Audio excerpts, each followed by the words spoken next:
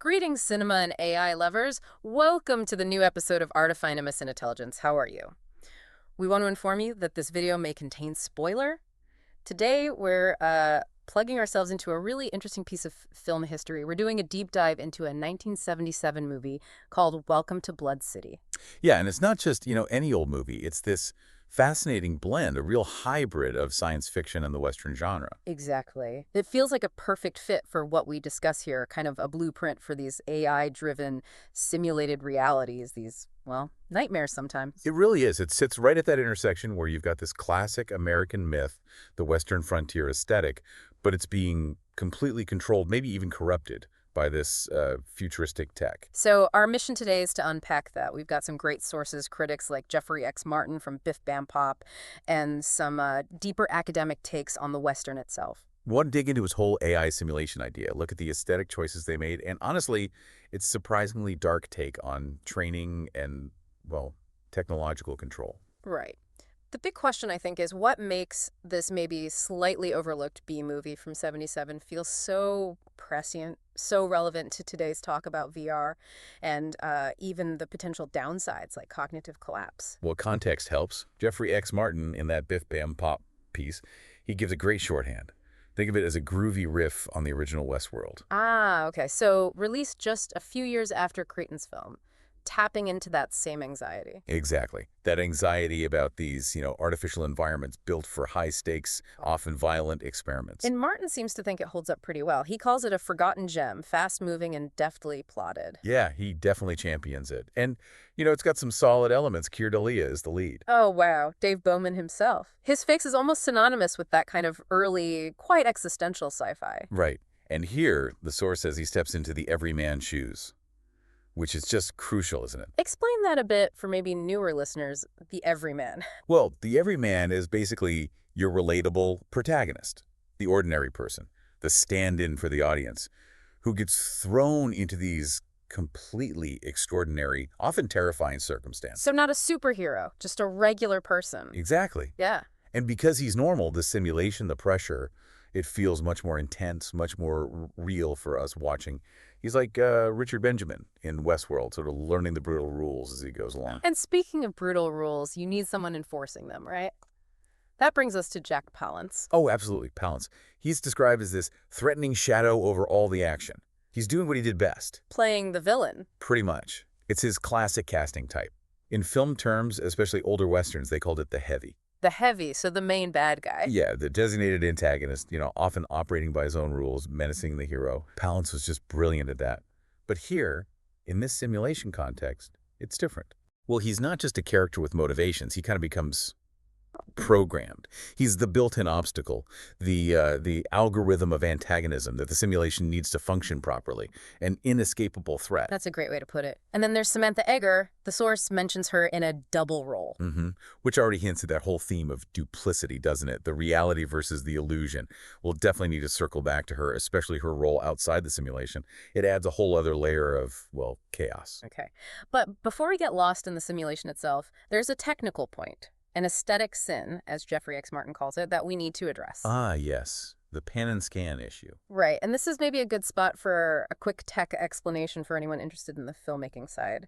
So movies are shot in a specific shape, right? The aspect ratio. Yeah, and Westerns especially loved those really wide frames, like 2.35.1 or even wider. It let them capture those huge landscapes, the sense of scale. So what's pan and scan? Oh, it was this terrible process they used back in the day to make widescreen movies fit on old square-ish TVs, the 4.3 ones. Instead of shrinking the whole image, they basically just chopped off the sides. Let's chop them off. Literally. And then someone, an operator, would guess which part of the remaining picture to show. Panning left or right. You'd miss actors, action, huge parts of the scenery sometimes. That sounds awful. How much gets lost? It could be like 40% of the original image. Yeah. It completely messes up the director's composition, their whole visual language. And for a film like this, a sci-fi Western hybrid, that feels particularly damaging. You need that width to show both the frontier myth and the sense of technological control. Exactly. Losing the edges is, like you said, an aesthetic catastrophe. The viewer literally can't see the imagined landscapes that the director intended. It kind of undercuts the whole premise. It's almost like an unintentional metaphor for the film itself, isn't it? An experience cropped and constrained by technology. That's a really good point, yeah. Mm. Constrained, just like the recruits inside the simulation.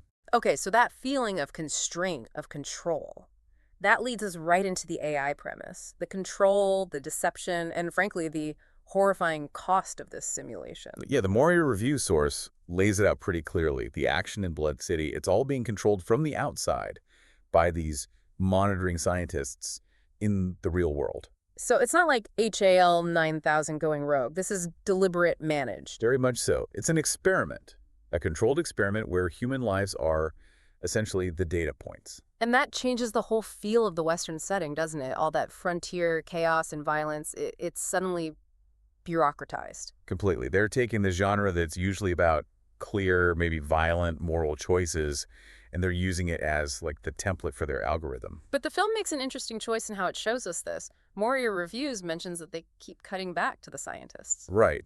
And the reviewer says this gives the film surprise away long before it should have. Do you think that's a flaw, though? Or maybe Urza. intentional? I lean towards intentional. I mean, if the film's main goal is to critique this kind of technological control, maybe sacrificing the suspense of, is this real, is necessary. How do you mean? Well, if we only saw it from Dulia's perspective, we'd just be caught up in the Western mystery, the terror. But by showing us the controllers, the scientists watching the screens... The puppet masters. Exactly. It forces us, the audience, to step back. We're not just feeling the fear, we're judging the system creating the fear. It makes us think about the ethics of the whole setup. So it's prioritizing the AI critique over just a simple plot twist. I think so. It makes us analyze the mechanism of control, not just experience the outcome. And that mechanism, wow, it's either incredibly flawed or incredibly cruel. We need to talk about the costs. The source calls it an absurd scenario. It is absurd and horrifying. Police recruits go in, and something like 80% of them come out as vegetables. 80%. That's staggering. Cognitive collapse on a massive scale. It completely changes how you think about this simulation's purpose, doesn't it? If it was just about training, that failure rate is catastrophic, unacceptable. So what does it imply then? It implies the goal isn't mass training. It must be some kind of extreme psychological filtering. They're looking for something incredibly rare that maybe only 20% possess. And the other 80% are just acceptable losses, disposable. That seems to be the implication. It speaks volumes about institutional indifference, especially when technology gets involved. The individuals become data points in this ultimate stress test. A filter designed to burn away anyone who can't withstand impossible pressure. Yeah. And so Dalia's journey, the everyman's journey, it becomes this desperate fight just to hold on to his own mind, his consciousness, against a system basically designed to break him if he's not part of that elite 20%. And making it even harder, the source says he has to fight unarmed against opponents. Which is just brilliant, conceptually. Think about the Western genre. What's the key symbol? The gun. The six-shooter. Right. The tool of agency, power, justice, whatever you want to call it. Taking that away from the hero in a Western setting. It leaves him completely vulnerable. Totally. He's in this world, defined by violence, but he can't use its main tool. So success can't be about having the better weapon or faster draw. It has to be purely about... Wits. Mental strength. Exactly. Wit, adaptability, raw mental fortitude. This simulation is testing the core human mind against its programmed violence. This idea of the Western as a testing ground, does the scholarly stuff back that up? Oh, definitely. Joel Deschay's work talks about how the Western genre itself is always wrestling with these big ideas. Law and order, civilization and savagery, town and country. So Blood City picks the Western precisely because it's already loaded with these conflicts. I think so. It provides this ready-made stage with high contrast morality. Deschay, drawing on Northrop Frye, calls the Western a kind of romance, a narrative that circles back to the point of origin after death. Okay, unpack that a little. Circles back after death. It means the genre often offers this sense of, maybe simplified, moral clarity, a path to justice or redemption, often through surviving violence or a metaphorical death and rebirth. Blood City, the simulation, tries to force that clarity onto the recruits. Through extreme stress. Through overwhelming stress and these binary life or death choices. The AI, or the system behind it, is essentially weaponizing these established story structures, these ideological frameworks, to create the most efficient psychological pressure cooker imaginable. That idea of using recognizable structures, aesthetic shortcuts, that seems like a good place to transition to the performances and the overall look and feel within this AI world. Yeah, and we have to come back to Jack Palance. More your review says he manages to hold the film whenever he is on screen. Which isn't just star power, you're saying. No, I think it's about his consistency as a threat. In a simulation, your main antagonist, your heavy, needs to be absolutely convincing, constantly menacing, but also predictable in a way. Predictable. Well, he's part of the program, right? He's the subroutine for antagonism. He needs to provide that constant, measurable pressure the test requires. He's terrifying, yes, but his function is deterministic within the simulation's rules, The necessary obstacle. the inescapable variable they need to measure the recruits against. Okay, that makes sense. But then you contrast that program threat with Samantha Eggar's character. Ah, yes, Yeah. her dual role, inside the simulation and outside as a scientist. And the source highlights something really interesting about her performance in the real-world scenes. That's that. It's cut through with a reckless, barely suppressed sexual undertow. Whoa. Okay, so one of the people running this incredibly high-stakes, potentially lethal test. A test with an 80% catastrophic failure rate. It's portrayed as emotionally volatile, driven by her own desires. Exactly. And from that AI or simulation aesthetic view, that's fascinating. It suggests the real world controlling the experiment isn't some sterile, objective scientific space. It's messy, human. Totally. Fraught with its own drama, emotions, maybe even questionable motives. It implies the controllers are potentially as chaotic as the simulation they're running. Which kind of undermines the whole idea of a clean scientific test, doesn't it? Absolutely. It introduces this layer of human fallibility right at the control panel. The system isn't just the tech, it's the flawed, emotional people running it. Maybe the test is compromised from the start because of them.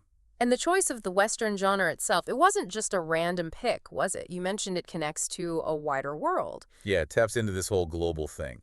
The source material mentions all those variations: Italian spaghetti westerns, Soviet red westerns, Indian Indo-westerns, Australian meat pie westerns. So the Western is like this universal template. Pretty much. Yeah. An intertextual and interchangeable mental model, as the source puts it. People everywhere kind of get the basic rules and look of a Western. And that makes it perfect for a simulation. Exactly. If you're designing a test like this, you don't invent a whole new complex world. You use the most efficient, globally recognized blueprint you can find. The Western gives you instant iconography. The saloons, the hats, the good versus evil setup. Less coding required. Metaphorically, yeah, less psychological groundwork needed. It's an aesthetic shortcut for maximum impact. But again, if the visuals are key to selling that shortcut. We're back to pan and scan. Yeah. It's not just a technical annoyance, it's like thematic sabotage. It really is. This hybrid film needs its full visual scope. You need the wide-open frontier myth clashing with the feeling of being trapped by technology, cropping the image. It shrinks the world. It ruins the illusion of those imagined landscapes. It accidentally shows the audience the constraint instead of letting the characters discover it. Perfectly put. It breaks the immersion in the worst way. Okay, so this brings us to maybe the heaviest part of the discussion. Ah. The core narrative choices around the AI, specifically this idea of using trauma as a training tool. Yeah, this is where the film gets really dark and really pointed in its critique. The central idea is training police recruits by deliberately subjecting them to extreme, potentially identity-destroying psychological trauma. It's not just stress inoculation, it's something much more dangerous. Absolutely. And we have to keep linking it back to that vegetable outcome, that 80% failure rate. The film is basically functioning as this early, stark warning about these kinds of tech-mediated training systems. It forces you to ask, is any success rate worth that level of irreversible human cost? What kind of society says, yeah, losing 80% of trainees' minds is fine to get the 20% we want? It digs deep into that institutional logic, doesn't it? Once a system, especially a technologically complex one, is in place, the human cost can become just a statistic, an acceptable parameter. The individuals become disposable cogs in the machine chasing this engineered outcome. The disposable man concept, yeah. Yeah. Sacrifice for the sake of the system's goal, in this case, the perfect officer. And that's emphasized again by Delia having to fight unarmed. Right. In a simulation, every element counts. Making him unarmed isn't just about making it harder. It's about isolating what they're testing. Which is? Pure psychological endurance. Raw human ingenuity against programmed, inescapable violence. Can the core self withstand it without the usual tools of power or defense? And the violence itself, or you mentioned it's different here than in a typical Western. Yeah, usually in Westerns, violence has a moral weight, right? It's about justice or revenge or survival in a moral context. Here, it feels sterile. How so? It's just data collection for the scientists. Yeah. The conflict is stripped of meaning beyond being a stimulus. It's bureaucratized violence turned into points on a chart rather than acts with human consequences. Okay, we're really getting into the weeds here, but the implications are huge. The slow pace feels right because you need time to process this stuff. Trauma engineering. It really is. Because even the survivors, the 20%, they can't possibly come out unchanged, can they? They've been fundamentally altered, and the failures are just broken. By the way, if you liked and interested so far, please don't forget to like, subscribe, and comment. It's really important for us to continue this series. Yeah, definitely helps us keep these dives going. So, thinking about how the simulation actually plays out, Moria Reviews had that comment about the action being routine. Which sounds like a criticism, like the plot is predictable. But through this AI simulation lens, It becomes almost a necessary feature, doesn't it? If the action was totally chaotic and unpredictable, how could the scientists gather reliable, comparable data? right. The routineness implies it's a closed system. Predictable loops, preset rules. Exactly. Like the algorithms are running their course. The violence is efficient, repeatable, measurable, perfect for an experiment, even if it makes for a slightly less surprising viewing. But that raises a huge question, especially relevant now with VR training and AI learning models. Which is, If the training environment is so routine, so predictable, how good is the training, really? When that recruit hits the actual unpredictable chaos of the real world, that's the massive irony, isn't it? The very thing that makes the simulation work as an experiment, its predictability, might actually limit how effective the training is for genuine reality. they might be creating officers who are brilliant at navigating the simulation, but maybe not prepared for anything outside its specific rules. Precisely. They've solved for the known variables of Blood City, but the real world is full of unknown unknowns. The system might be creating a perfect soldier for a war that only exists inside the machine. And the script reinforces that, right? By making Dolia rely on his inner resources, his wit, because all the external tools are gone. Yeah, it suggests that maybe true resilience isn't something you can program or train with scenarios alone. Maybe it's about that core human identity resisting the system, resisting being turned into just another data point. Hey, listener, do you have any other idea or question about this? Please write in comments. Yeah, we'd love to hear your takes on this whole setup. Okay, so we've spent a good chunk of time digging into Welcome to Blood City. Let's try and pull these threads together, synthesize a bit. Sounds good. Yeah. I mean, fundamentally, it feels like this really potent, surprisingly early warning about how technology can be used to manufacture reality, often for, ideological control. It's like a philosophical sandbox asking some really tough questions about the cost of engineering perfection. Yeah, what level of human destruction is okay in that pursuit? And the stroke of genius, I think, is using the Western, taking America's most mythic genre, the one that promises heroes and clear-cut justice, and turning it into this grim, repeatable, disposable testing lab for human minds. All those elements we talked about, Dahlia unarmed, Palance is the programmed heavy, the scientist's own messiness, and especially that horrifying 80% failure rate. It paints a pretty chilling picture. The system is the real villain here. Totally. A system that turns myth into data and human lives into acceptable losses. It makes you really question the whole idea of manufactured heroism. If you can algorithmically induce courage or filter for it through trauma, what does that mean for us, accepting the simulations we're given? Whether it's movies or VR or military training. Right. The film leaves you wondering if any system designed to force heroism, like the Western genre often tries to simplify it, is just inherently dangerous. Especially if failing the test means losing your actual self, becoming one of those vegetables. So the final question isn't just, did they survive Blood City? No, it's whether the 20% who passed actually kept their humanity intact after being put through that algorithmic meat grinder. Were they saved or just successfully reprogrammed? Wow. That is definitely a heavy thought to ride off into the synthetic sunset with. See you on next episode. If you enjoyed the episode, please don't forget to like, subscribe, and comment. See you next week, Cinephiles.